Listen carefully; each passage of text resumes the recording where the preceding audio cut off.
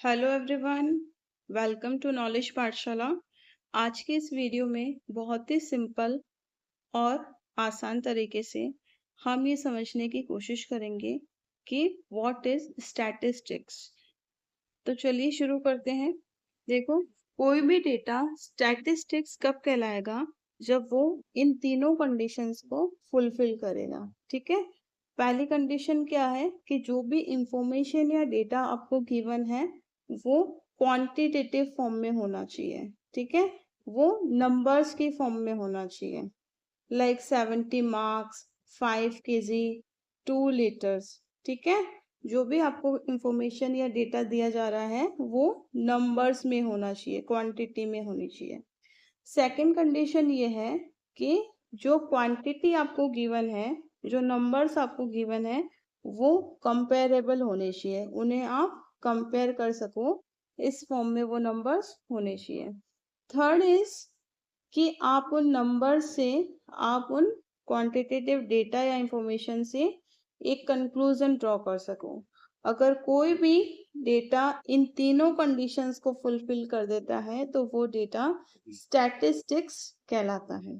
ठीक है, अब इसको देखो, एक सिंपल से एग्जांपल के थ्रू समझते हैं। एग्जांपल यहाँ हमें गिवन है कि जो इंडियन मेल है उनकी एवरेज हाइट है 6 फीट, और जो नेपाल के मेल है उनकी एवरेज हाइट है 5 फीट, और दोनों का जो एज ग्रुप है वो सेम है, 26 प्लस इनका एज ग्रुप है। तो अब देखते हैं कि ये जो एग्जाम्पल है, क्या ये एग्जाम्पल इन तीनों कंडीशंस को फुलफिल कर रहा है? अगर ये इन्हें फुलफिल कर रहा है तो दिस एग्जाम्पल इज स्टैटिस्टिक्स। ठीक है, और अगर नहीं कर रहा है तो ये सिर्फ एक सिंपल डेटा है।